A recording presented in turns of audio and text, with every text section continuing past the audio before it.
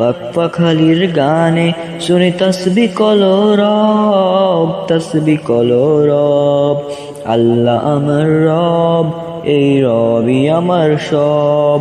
আল্লাহ আমার রব, এই রবি আমার সব। তোমার মদদ পেলে আমি আর না কিছু চাই, তোমার প্রেমের অনল আমি কি দিয়ে নিভাই। তোমার মদদ পেলে আমি আর না কিছু চাই, তোমার প্রেমের অনল আমি কি দিয়ে নিভাই। যার হয়েছ তুমি তার নেই যে কোনো ভয়, নেই যে কোনো ভয়। আল্লাহ আমার রব, এই রবি আমার সব। আল্লাহ আমার রব, এই রবি আমার সব। দমে দমে তনু মনে তারি অনুভব, দমে দমে তনু মনে তারি অনুভব। আল্লাহ আমার রব, এই রবি আমার সব। আল্লাহ আমার রব, এই রবি আমার সব। আসসালামু আলাইকুম রহমতুল্লাহি ওবারাকাতুহু। আলহামদুলিল্লাহ, সমস্ত প্রশংসা আল্লাহ সুবহানাহু ওয়া তাআলার জন্য। অতঃপর দরুদ এবং সালাম বর্ষিত হোক আমাদের প্রিয় নবী রাসূলুল্লাহ সাল্লাল্লাহু আলাইহি সাল্লামের প্রতি। তো আজকে হচ্ছে আমাদের দেখতে পাচ্ছেন একটি গুরুত্বপূর্ণ বিশেষ লাইভ আমরা আয়োজন করেছি। আজকের আলোচ্য বিষয় হচ্ছে হিন্দু ধর্ম এবং ইসলামে স্রষ্টার ধারণা, সৃষ্টিকর্তার ধারণা, মানে সৃষ্টিকর্তা সম্পর্কে ইসলাম ধর্ম এবং হিন্দু ধর্ম কি বলেছে এই বিষয়ে। তো সর্বপ্রথমে আমি কিছুক্ষণ হিন্দু ধর্ম না প্রথমে কিছুক্ষণ আমি শুধুমাত্র ইসলামের সৃষ্টিকর্তা সম্পর্কে কি বলা হয়েছে এই বিষয়ে কিছু কথা বলবো। তো ইসলামের সৃষ্টিকর্তা সম্পর্কে যেটা বলা হয়েছে সেটা আমরা সবাই জানি। আমাদের পবিত্র কোরআন এটা উল্লেখ করা আছে সূরা ইখলাস, সূরা নম্বর 112। এর আয়াত সংখ্যা হচ্ছে 4টি। এই একটি সূরা যদি আমরা যে কোনো মানুষের সামনে বলে দিই তাহলে তাহলে এটা প্রমাণ হয়ে যাবে যে এখানে বলা হয়েছে সৃষ্টিকর্তা সম্পর্কে যেটা বলা হয়েছে সেটা আমরা বুঝতে পারবো এই একটি সূরা শুধুমাত্র। তো এই সূরার প্রথমে বলা হচ্ছে কুল হুয়াল্লাহু আহাদ, বলো তিনি আল্লাহ এক ও অদ্বিতীয়।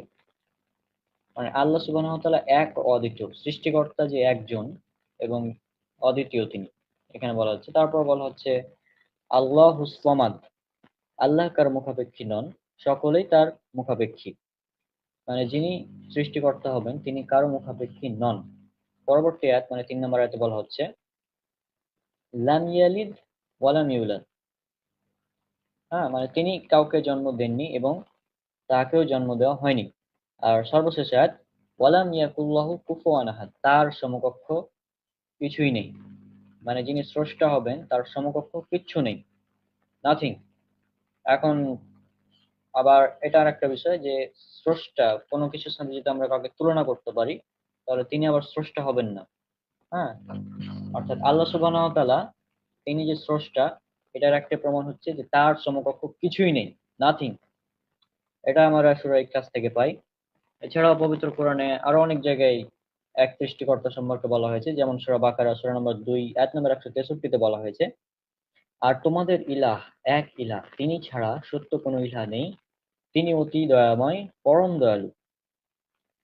হ্যাঁ, এছাড়াও উল্লেখ করা আছে সূরা ইমরান সূরা নম্বর 3 আয়াত নম্বর 2 আল্লাহু লা ইলাহা ইল্লা হুয়াল হাইয়ুল কাইয়্যুম। এখানে বলা হচ্ছে আল্লাহ তিনি ছাড়া কোনো ইলাহ নেই, তিনি চিরঞ্জীব ও চিরপ্রতিষ্ঠিত ধারক। তারপর পবিত্র কোরআনে উল্লেখ করা আছে সূরা আল ইমরান সূরা নম্বর 3 আয়াত নম্বর 18। এটা সেই আয়াত যেখানে 2বার লা ইলাহা ইল্লাল্লাহ বলা হয়েছে। এখানে বলা হচ্ছে আল্লাহ সাক্ষ্য দেন যে তিনি ছাড়া কোনো সত্য ইলাহ নেই, আর ফেরেশতা ও জ্ঞানীগণ তিনি নেই দ্বারা প্রতিষ্ঠিত, তিনি ছাড়া কোনো সত্য ইলাহ নেই, তিনি পরাক্রমশালী প্রজ্ঞাময়। এরপর সূরা হাসর সূরা নম্বর 59 আয়াত নম্বর 22। এখানে বলা হচ্ছে তিনি আল্লাহ যিনি ছাড়া কোনো ইলাহ নেই, দৃশ্য অদৃশ্যের জ্ঞাতা, তিনি পরম করুণাময় দয়ালু। এছাড়া আছে সূরা কাসাস সূরা নম্বর 28 আয়াত নম্বর 88 নম্বর আয়াত। সেখানে বলা হচ্ছে আল্লাহর সাথে অন্য কোনো ইলাহকে ডেকো না, তিনি ছাড়া কোনো সত্য ইলাহ নেই। তারপর বলা হচ্ছে সূরা তহা সূরা নম্বর 20 আয়াত নম্বর 8। এখানেও একই কথা, আল্লাহ তিনি ছাড়া কোনো সত্য ইলাহ নেই, সুন্দর নাম সমূহ তারই, সে উল্লেখ করা হয়েছে সূরা তহা সূরা নম্বর 20 আয়াত নম্বর 14। এখানে বলা হচ্ছে নিশ্চয় আমি আল্লাহ, আমি ছাড়া কোনো সত্য ইলাহ নেই, সুতরাং আমার ইবাদত করো এবং আমার শরণার্থে সালাত কায়েম করো। তাহলে আর একটি আয়াত আছে যেটা আমরা সবাই জানি, সূরা বাকারা সূরা নম্বর 2 আয়াত নম্বর 255, যেটা হচ্ছে আয়াতুল কুরসি। এই আয়াতে আল্লাহ সুবহানাহু ওয়া তাআলা সম্পর্কে, আল্লাহ সুবহানাহু ওয়া তাআলার বেশ কিছু গুণ সম্পর্কে উল্লেখ করা হয়েছে। হ্যাঁ, যেমন আহ, এখানে উল্লেখ করা হচ্ছে, আমি আরবিটা বলছি না, বাংলায় পড়ছি, কারণ আমার আরবি উচ্চারণের সমস্যা আছে, সেটা আপনারা সবাই জানেন। আমি শুধু অনুবাদটা বলছি, আরবি তো আমরা সবাই জানি। আল্লাহ তিনি ব্যতীত কোনো উপাস্য নেই, তিনি স্বাধীন ও নিত্য নতুন ধারক, সব কিছুর ধারক। তন্দ্রা ও নিদ্রা তাকে স্পর্শ করে না, নভমণ্ডল ও ভূমণ্ডলে যা কিছু রয়েছে সবই তার। কে আছে এমন যে তার অনুমতি ব্যতীত তার নিকট সুপারিশ করতে পারে? সম্মুখের অথবা পশ্চাতের সবই তিনি অবগত আছেন। একমাত্র তিনি যতটুকু ইচ্ছা করেন, তা ব্যতীত তার জ্ঞানের কিছুই তারা আয়ত্ত করতে পারে না। তার আসন মানে তার কুরসি আসমান ও জমিন ব্যাপী হয়ে আছে, এবং এ উভয়ের সংরক্ষণে তাকে বিব্রত হতে হয় না। তিনি সর্বোচ্চ সুমহান। এটা আয়াতুল কুরসি। তাহলে এই ছিল সংক্ষিপ্ত পবিত্র কোরআন থেকে সৃষ্টিকর্তা সম্পর্কে ধারণা, যে আমাদের সৃষ্টিকর্তা তিনি হচ্ছেন এক ও অদ্বিতীয়, তার কোনো সমতুল্য নেই, তিনি ছাড়া কোনো সত্য ইলাহ নেই। এখানে একটা কথা আছে, তিনি ছাড়া কোনো সত্য ইলাহ নেই। ইলাহ মানে কি? ইলাহ মানে যার ইবাদত করা হয়, যার ইবাদত করা হয় তিনি হচ্ছেন ইলাহ। আমাদের সমাজে আমরা দেখতে পাই অনেক কিছুই মানুষের ইবাদত করে, মানুষ কিন্তু অনেক কিছুর ইবাদত করে। হ্যাঁ, কিন্তু সেগুলো সবগুলো বাতিল ইলাহ, একমাত্র সত্য ইলাহ হচ্ছেন আল্লাহ সুবহানাহু ওয়া তাআলা। তাহলে আমি এখানেই আমার প্রথম ধাপ, যেটা ইসলামের সৃষ্টিকর্তা সম্পর্কে ধারণা, সংক্ষিপ্তভাবে আমি এখানে শেষ করছি। পরবর্তীতে আমাদের নাইম ইসলাম ভাই তিনি আলোচনা করবেন হিন্দু ধর্মে সৃষ্টিকর্তা সম্পর্কে ধারণা। তো নাইম ইসলাম ভাই, আপনি কি আছেন?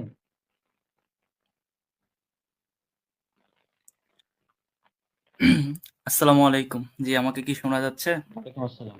জি, শোনা যাচ্ছে।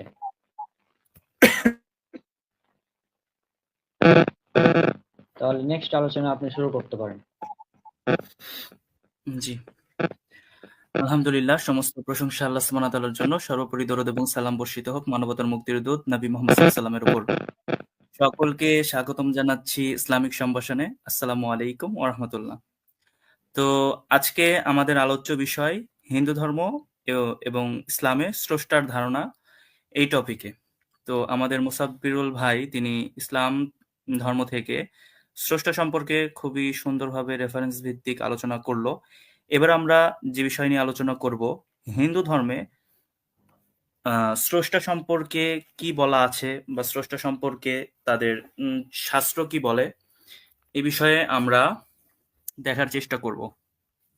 তো প্রথমে একটা কথা বলে রাখি, শ্রীমদ্ ভাগবত গীতার মধ্যে শ্রীকৃষ্ণ একটা কথা বলেছে, সেটা উল্লেখ আছে শ্রীমদ্ ভাগবত গীতার অধ্যায় নম্বর 16 শ্লোক নম্বর 23। ইয়া শাস্ত্র বিধি মুৎসৃজ্য বর্ততে কামকারাত নশা সিদ্ধিম বাপনতি ন সুখং ন পরঙ্গতিম। অর্থাৎ, যে শাস্ত্র বিধি পরিত্যাগ করে কামের বশবর্তী হয়ে যথেচ্ছাচারে লিপ্ত থাকে, সে সিদ্ধি, সুখ অথবা পরাগতি লাভ করতে পারে না।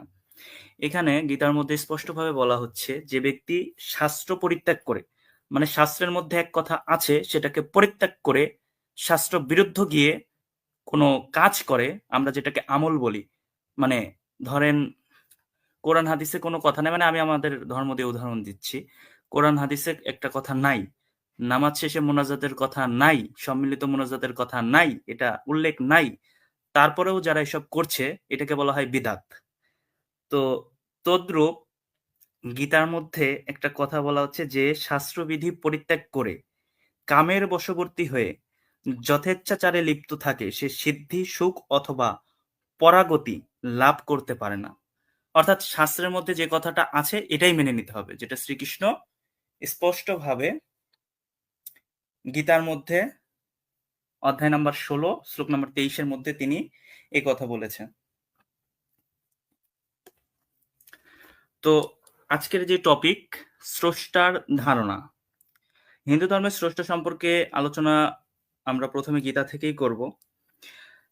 গীতার 10ম অধ্যায়ের 3 নম্বর শ্লোকের মধ্যে বলা হচ্ছে যে যো মম যমো নাদিং চ বেত্তি লোক মহেশ্বরম অসম্মূঢ় সমর্থিষু সর্বপাপই প্রমোচ্যতে।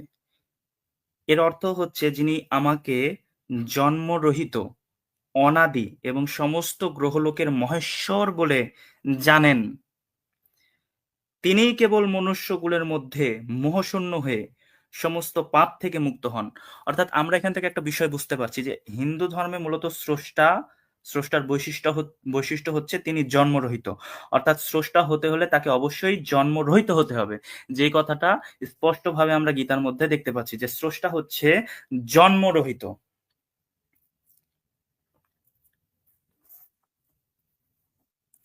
আচ্ছা, তারপরে আমরা গীতার 18 নম্বর অধ্যায়ের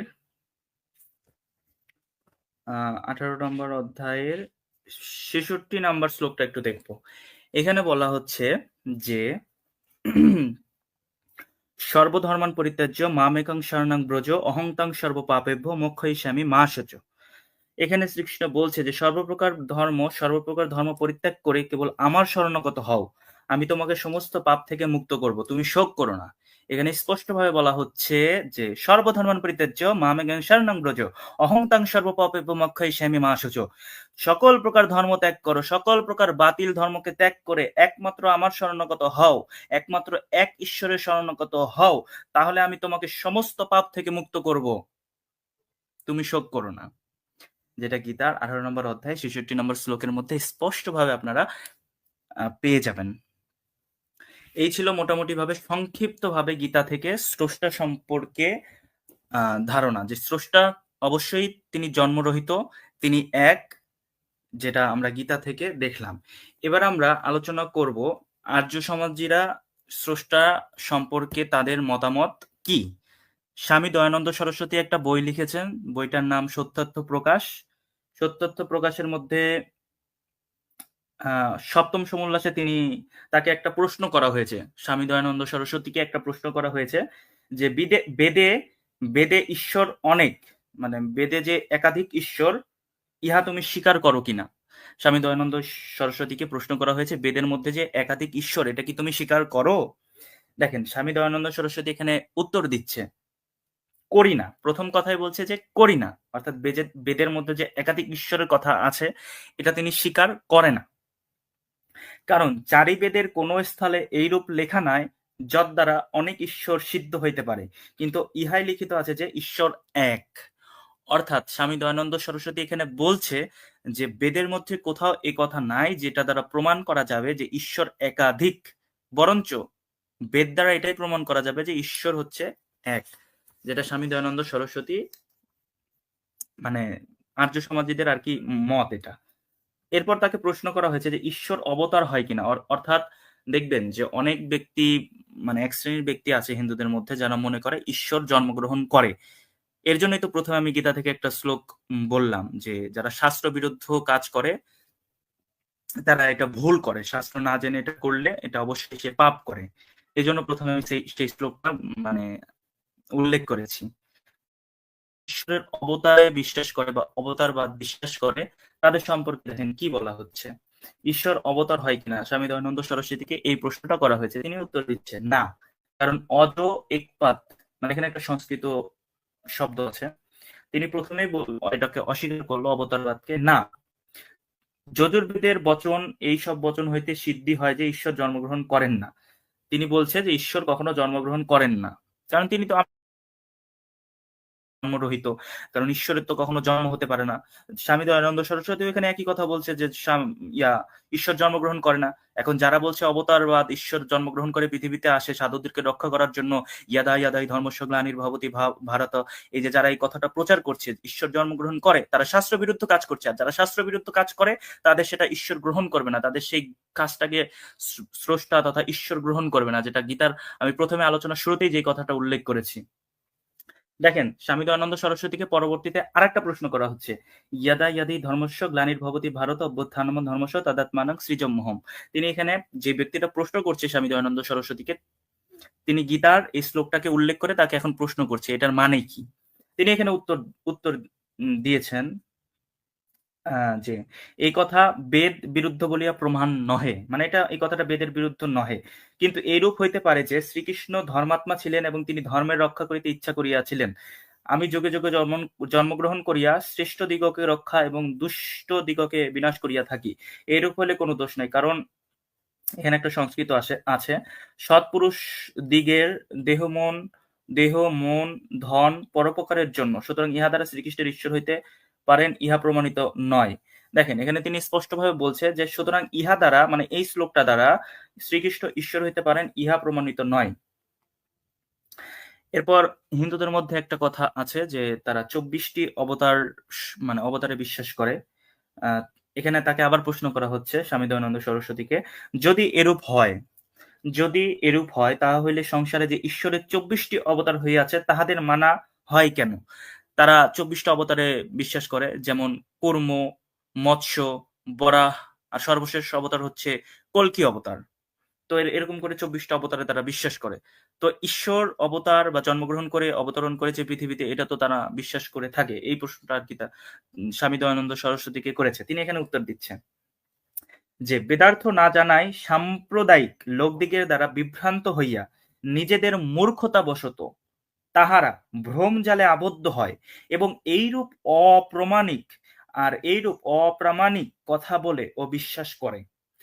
অর্থাৎ যারা এই যে অবতারবাদে বিশ্বাস করে, যারা 24টি অবতারে বিশ্বাস করে, তাদের সম্পর্কে বলছে যারা বেদার্থ না জানার কারণে, বেদ না জানার কারণে সাম্প্রদায়িক লোকদিগের দ্বারা বিভ্রান্ত হইয়া, অর্থাৎ মানুষের কথার দ্বারা বিভ্রান্ত হইয়া নিজেদের মূর্খতা বশত এবং নিজেদের মূর্খতার ফলে তাহারা ভ্রমজালে আবদ্ধ হয় এবং এইরূপ অপ্রামাণিক কথা বলে বিশ্বাস করে।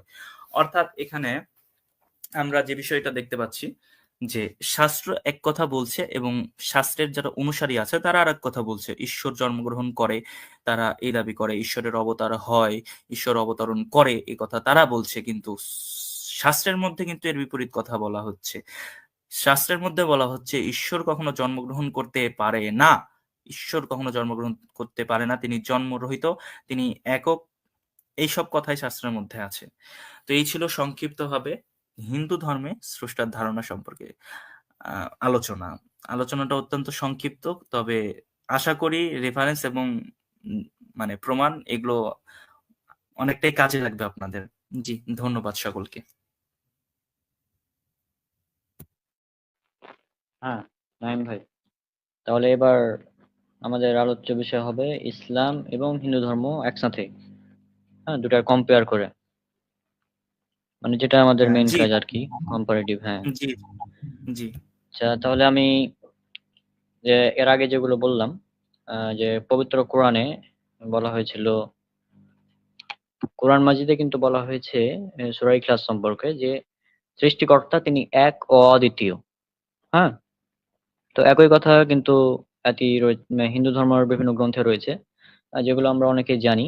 যেমন এটা যদি আমরা পড়ি ছান্দোগ্যোপনিষদ অধ্যায় নাম্বার ছান্দোগ্যোপনিষদ অধ্যায় 6, সরি রেফারেন্সটা আমার মনে আসছে না, আপনার মনে আছে নাইম ভাই? 6-2, মেবি 6-4, না সরি 6, এক সেকেন্ড, আচ্ছা, ছান্দোক্য 6-1, হ্যাঁ 6-1, এক 6-1, মিনিট, আমাকে সময় দেন। এই এক্কামে বা দ্বিতীয়াম যেটা।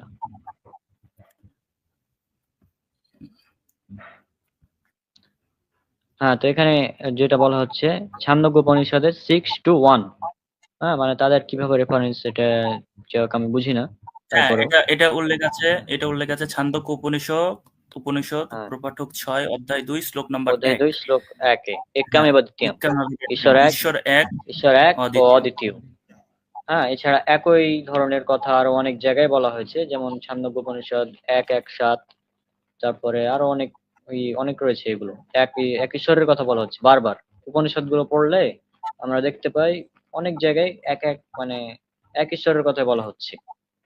হ্যাঁ, আরেকটা উল্লেখ হ্যাঁ, করা এটা আছে যে ঈশ্বর, হ্যাঁ হ্যাঁ, ছান্দোক্য উপনিষদ প্রপাঠক 1 অধ্যায় 1 শ্লোক নম্বর 7 উল্লেখ করা আছে যে ইতা হবৈ কামানং ভবতি ইয়ে এতৎ এবং বিদ্যানক্ষরম উদ্গীতম উপাস্তে, অর্থাৎ ওমই সবকিছুর আশ্রয়। এইভাবে যিনি অক্ষর ওমকে উদ্গীত রূপে ব্রহ্মরূপ ঘোষণা করেন, তিনি যা যা পেতে চান পরিণামে তাই লাভ করেন।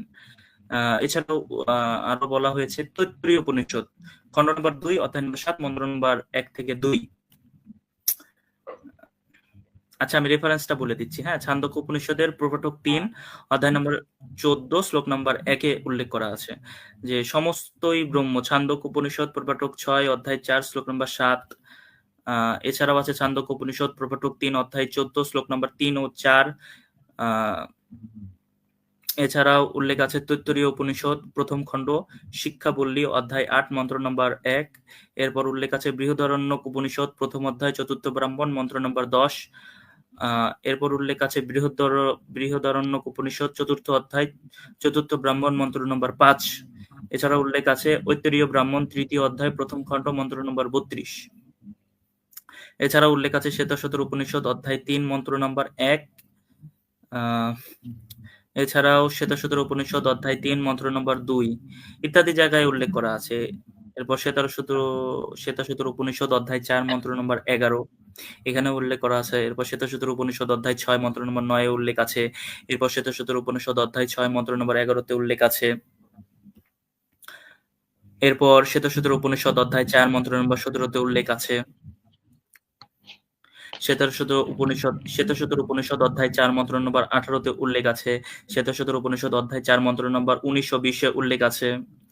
এরপর অথর্ববেদ কাণ্ড নম্বর 13 সূক্ত নম্বর 4 মন্ত্র নম্বর 16 থেকে 21-এ উল্লেখ আছে। ঋগ্বেদ ষষ্ঠ মণ্ডল 45 নম্বর সূক্ত 16 নম্বর মন্ত্রে উল্লেখ আছে। ঋগ্বেদ প্রথম মণ্ডল 164 নম্বর সূক্তের 46 নম্বর মন্ত্রে উল্লেখ আছে। ঋগ্বেদ দশম মণ্ডল 114 নম্বর সূক্তের 5 নম্বর মন্ত্রে উল্লেখ আছে। ঋগ্বেদ প্রথম মণ্ডল 164 নম্বর সূক্ত মন্ত্র নম্বর 7-এ উল্লেখ আছে। ঋগ্বেদ অষ্টম মণ্ডল 1 নম্বর সূক্তের 1 নম্বর মন্ত্রে উল্লেখ আছে। ঋগ্বেদ দশম মণ্ডল সূক্ত নম্বর 82 মন্ত্র নম্বর 3-এ উল্লেখ আছে। শুক্ল যজুর্বেদ অধ্যায় 40 মন্ত্র নম্বর 7-এ উল্লেখ আছে। জি, আমি রেফারেন্স করে বলে গেলাম, আপনি এবার আলোচনা করে যান, সমস্যা নেই।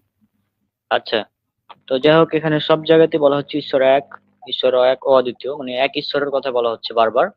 আর আমাদের সূরা ইখলাসের 3 নম্বর আয়াতে যেটা আমরা পড়েছি যে ঈশ্বরের কোনো পিতামাতা নেই বা তিনি কাউকে জন্ম দেননি, তাকেও জন্ম দেওয়া হয়নি। এর অর্থ হচ্ছে ঈশ্বরের কোনো পিতামাতা নেই। এখন আমরা যদি দেখি হিন্দু ধর্মের শ্বেতাশ্বতর উপনিষদ অধ্যায় 6 মন্ত্র 9, না তস্য কশ্চিৎ পতিরস্তি লোকো না চ সীতা নবতস্য লিঙ্গম সকারণং করুণাধিপাধিপো না যস্য কশ্চিৎ জনিতন চাধিপা।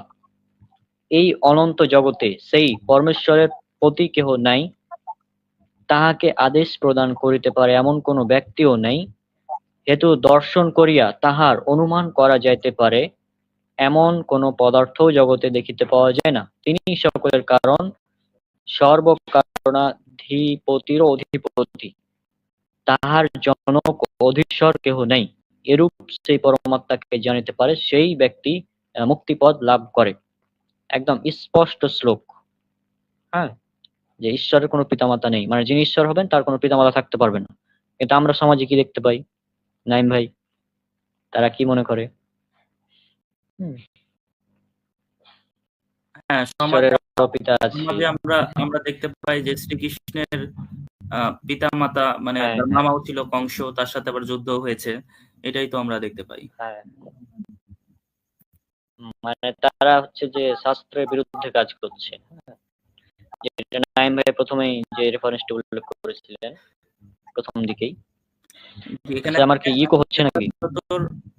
শ্বেতাশ্বতর উপনিষদ অধ্যায় 4 শ্লোক নম্বর 20-এর মধ্যে স্পষ্টভাবে বলা হচ্ছে, ন চক্ষুষা পশ্যতি কশ্চনৈনং হৃদা হৃদিস্থং, তাহাকে চক্ষু কর্ণাদি কোন ইন্দ্রিয় দ্বারা প্রত্যক্ষ করিতে পারি না। এছাড়াও একই কথা আছে আপনার 1 নম্বর অধ্যায়ের মন্ত্র নম্বর 5 ও 6, এখানেও একই কথা। কেন উপনিষদ ওটা দেখেন, শাস্ত্র আচ্ছা, আমি কে? শাস্ত্র আমাদেরকে এক কথা বলছে, আর শাস্ত্রের যারা অনুসারী তারা করছে অন্য কাজ। হ্যাঁ, সেটাই। এই জন্যই তো প্রথমে আমি বলে দিলাম যে এটার মধ্যে তাদেরকে উদ্দেশ্য করে শ্রীকৃষ্ণ বলছে যারা শাস্ত্র বিরুদ্ধ কাজ করে সে কাজ ঈশ্বর হ্যাঁ, গ্রহণ করবে না। হ্যাঁ, সেটাই। আচ্ছা, এখানে ঈশ্বরকে মানে চক্ষু দ্বারা দেখা যায় না, এটা আমি এটা অনেকদিন আগে এটা খুঁজে বের করেছিলাম আর কি, ওই যে থেকে অধ্যায় ১ মন্ত্র ৫ এবং ৬। এই মন্ত্রটি জি জি। এক অনেকটা জটিল।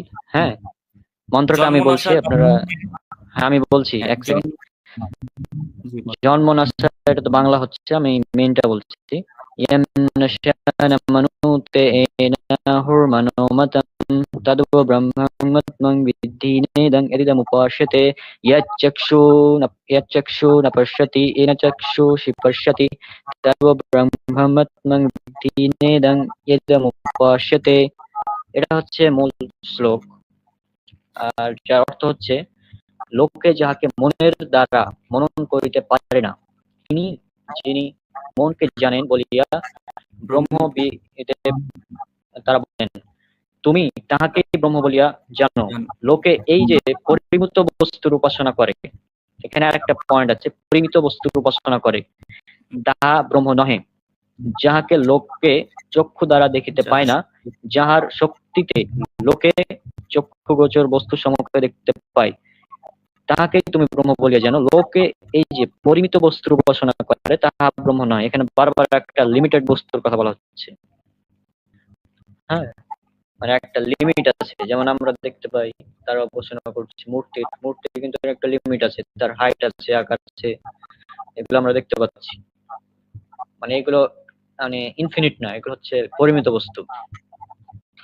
হ্যাঁ, ঈশ্বর তিনি পরিমিত হবেন কেন? যিনি ঈশ্বর হবেন তাকে কোনোভাবে কি মাপা যাবে? কোনো মানে সাইজ দিয়ে মাপার কোনো নাই তো, স্কোপই নাই। হ্যাঁ, এখন মানুষ উপাসনা করছে পরিমিত বস্তু। একই মন্ত্রে মূর্তি পূজাকে খণ্ডন করা হয়ে গেছে। আর আহ, আল্লাহ সুবহানাহু ওয়া তাআলাকে কিন্তু এই আমাদের পৃথিবীর চক্ষু দ্বারা, মানে আমাদের বর্তমানে যে চক্ষু আছে এই চোখ দ্বারা দেখা সম্ভব নয়।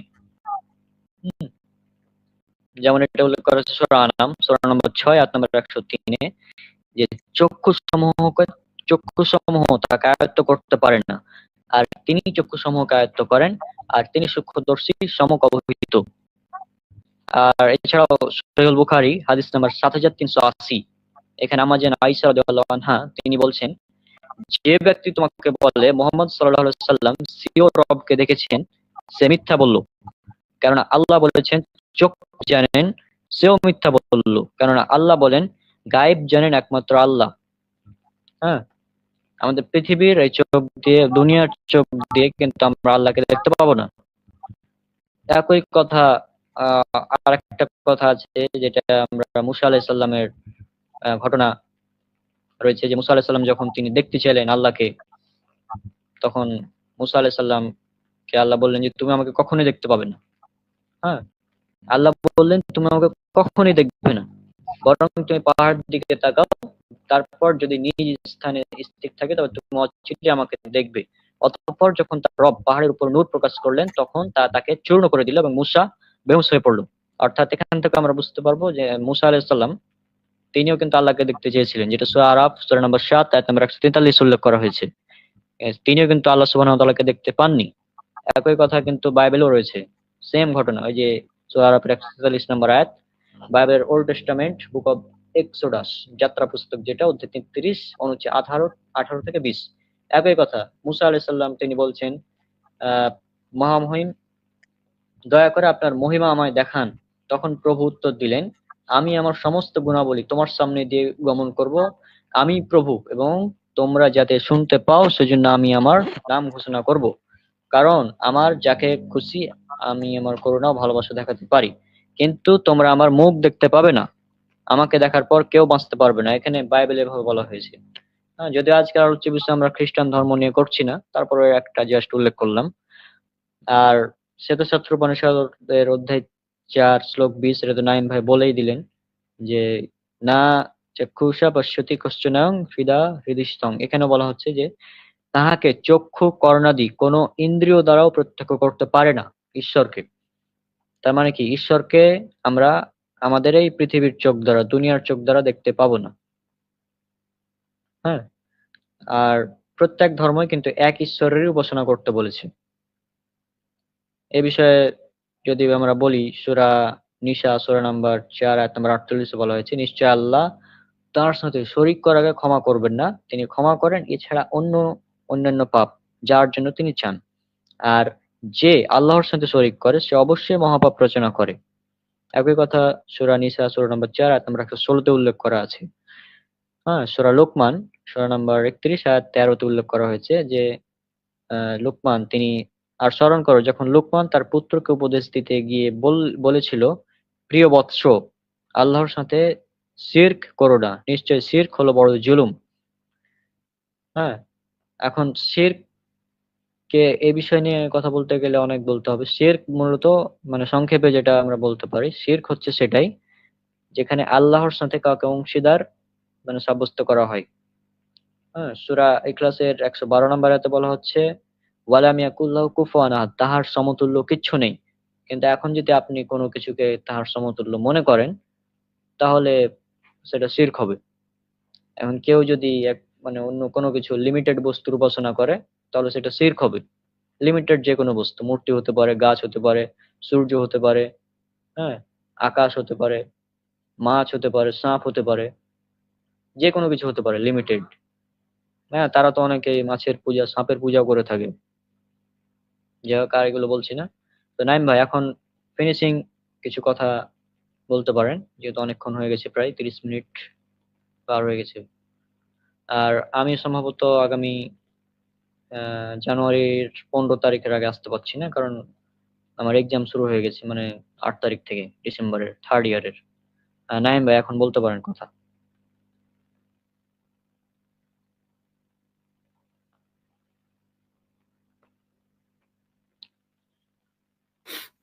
জি, ধন্যবাদ আপনাকে সফিরুল ভাই। আচ্ছা, তো আজকের আমাদের আলোচনার বিষয় ছিল ইসলাম এবং হিন্দু ধর্মের স্রষ্টার ধারণা সম্পর্কে। দেখেন, শ্রীমদ্ ভাগবত গীতার মধ্যে একটা কথা বলা আছে যে, এটা উল্লেখ আছে অধ্যায় নম্বর 7 শ্লোক নম্বর 23, অল্প বুদ্ধি ব্যক্তিদের আরাধনা লব্ধ সেই ফল অস্থায়ী, দেবোপোষকগণ দেবলোক প্রাপ্ত হন, কিন্তু আমার ভক্তেরা আমার পরম ধাম প্রাপ্ত হন। এখানে প্রথম লাইনে বলা হচ্ছে যে অল্প বুদ্ধি ব্যক্তিদের আরাধনা লব্ধ সেই ফল অস্থায়ী। আমরা কিছুক্ষণ আগে একটা কথা বললাম যে মানে তার আগে একটা কথা উল্লেখ করি। স্বামী দয়ানন্দ সরস্বতী যারা মূর্তি পূজা করে বা বহু ঈশ্বরবাদে বিশ্বাসী, মূর্তি পূজা করে, মূলত তাদেরকে উদ্দেশ্য করে বলেছে তারা হচ্ছে মূর্খ, তারা মানে বেদ বিরুদ্ধ কাজ করে, তারা নরকগামী ইত্যাদি ভাবে মন্তব্য করেছে। একই কথাটা দেখেন শ্রীমদ্ ভাগবত গীতার অধ্যায় নম্বর 7 শ্লোক নম্বর 23 মধ্যেও বলা হচ্ছে যে যারা অল্প বুদ্ধি ব্যক্তিদের আরাধনা লব্ধ সেই ফল অস্থায়ী, মানে যারা মানে অল্প বুদ্ধির কারণে যে মূর্তি পূজাটা করছে বা অন্যান্য দেবদেবীদের উপাসনা করছে তাদের এই ফলটা অস্থায়ী। এরপর বলছে পরের লাইনে, দেবোপাসকগণ দেবলোক প্রাপ্ত হন, কিন্তু আমার ভক্তেরা আমার পরম ধাম প্রাপ্ত হন। অর্থাৎ যারা দেবতাদের আরাধনা করে তারা তাদের দেবলোক প্রাপ্ত হবে, কিন্তু যারা ঈশ্বরের ভক্ত হবে তারা তার পরম ধামকে প্রাপ্ত হবেন। তো সর্বোপরি আমি যে কথাটা দিয়ে শুরু করেছিলাম সেই কথাটা দিয়েই শেষ করতে যাচ্ছি যে শ্রীমদ্ ভাগবত গীতা অধ্যায় নম্বর 16 শ্লোক নম্বর 23, ইয়া শাস্ত্রবিধি মুৎসৃজ্য বর্ততে কারাৎ ন স সিদ্ধিম বাপ্নুতি ন পরঙ্গতিম। অর্থাৎ যে শাস্ত্রবিধি পরিত্যাগ করে কামের বশবর্তী হয়ে যথেচ্ছাচারে লিপ্ত থাকে সে সিদ্ধি, সুখ অথবা পরাগতি লাভ করতে পারে না। তাই আপনাদের প্রত্যেকের কাছে অনুরোধ, সকল সনাতনী হিন্দু দাদা দিদি সকলের কাছেই মানে বিশেষভাবে একটা অনুরোধ, আপনারা যেটা করছেন সেটা যেন আপনাদের শাস্ত্র সম্মত হয়। শাস্ত্রের বিরুদ্ধে গিয়ে আপনারা কিছু আশা করি করবেন না, কারণ এখানে তো স্পষ্টভাবে গীতার মধ্যেই বলা হচ্ছে যে যে শাস্ত্রবিধি পরিত্যাগ করে কামের বশবর্তী হয়ে যথেচ্ছাচারে লিপ্ত থাকে সে সে সিদ্ধি সুখ অথবা পরাগতি লাভ করতে পারে না। তাই আপনাদের প্রত্যেককে জানায় মানে প্রত্যেককে আহ্বান করি আপনারা আপনাদের শাস্ত্র মতে সবকিছু করার চেষ্টা করেন। সকলকে অসংখ্য ধন্যবাদ। আপনারা লাইভটা এতক্ষণ পর্যন্ত যারা যারা দেখছিলেন এবং পরবর্তীতে দেখবেন সকলকে জানাই ধন্যবাদ। জি, এখানে শেষ করছি। আর যারা যুক্ত হতে চাচ্ছেন লিঙ্কটা উন্মুক্ত করে দেয়া আছে। যদি কেউ যুক্ত হতে চান, প্রশ্ন করতে চান, আলোচনার আজকের বিষয়ের উপরে যে কোনো প্রশ্ন করতে পারেন। লিঙ্ক দেওয়া আছে, যুক্ত হন, প্রশ্ন করেন।